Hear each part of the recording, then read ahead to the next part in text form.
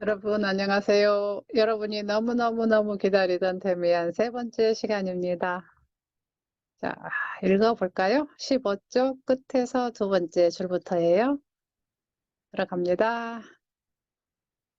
My sisters too belong to the realm of light. It often seemed to me that they had a greater natural affinity to my father and mother. They were better mannered, had fewer faults than I.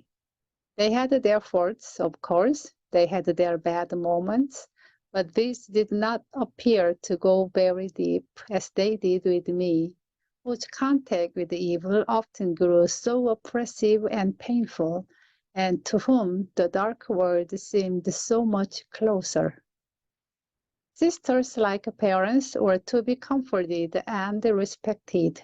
If I had quarreled with them, I always reproached myself afterwards, felt like the instigator, the one who had to ask for forgiveness. For by offending my sisters, I offended my parents. All that was good and superior.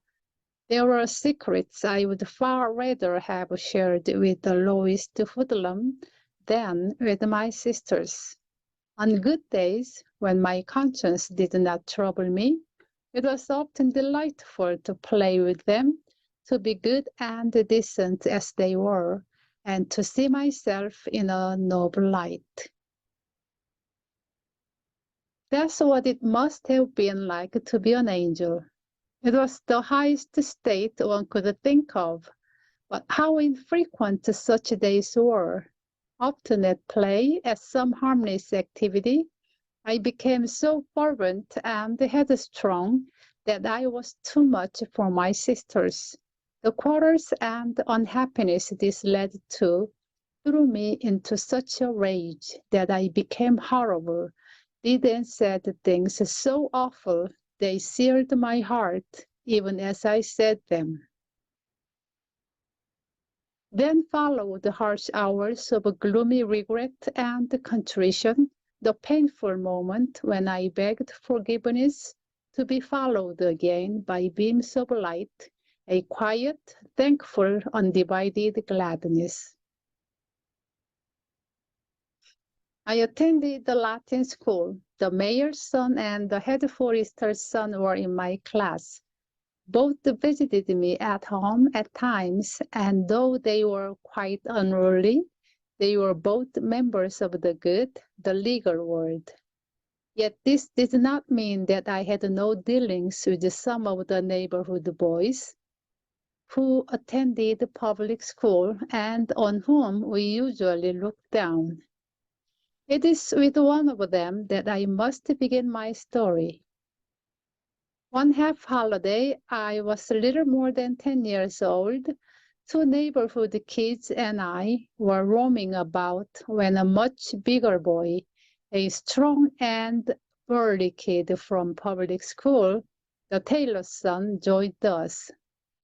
His father drank and the whole family had a bad name. I had heard much about Franz Cromer, was afraid of him, didn't at all like that he came up to us. His manners were already those of a man, and he imitated the walk and speech of young factory workers. Under his leadership, we clambered down the riverbank by the bridge and hid below the first arch. The narrow strip between the vaulted wall of the bridge and the lazily flowing river was covered with nothing but refuse, shards, tangled bundles of rusty wire, and other rubbish. Occasionally, one could pick up something useful here. Franz Cromer instructed us to comb the area and show him what we found. He would either pocket it or fling it into the river. He put us on the lookout for objects made of lead, brass, and tin, all of which he tucked away, also an old comb made of horn. I felt very uneasy in his presence, Not only because I knew that my father would not have approved of my being seen in his company, but because I was simply afraid of Franz himself.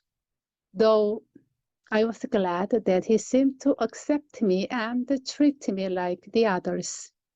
He gave instructions and we obeyed. It seemed like an old habit, even though this was the first time I was with him. 이번 시간은 여기까지. 그리고 여러분이 해석하기 전에 여러분 각자 물론 제가 완벽하진 않아요. 완벽하진 않지만 그래도 제가 이렇게 끊어 읽은 곳들이 있잖아요. 이 긴 문장을 거기 그럴 만한 이유가 있습니다. 그러니까 여러분도 저처럼 이렇게 한번 끊어 읽기에 유의하면서 한번 여러 번 많이 한번 읽어보세요. 그러면 제가 말한 것처럼 이 영어에 대한 감이 잡히는데 큰 도움이 될 것입니다.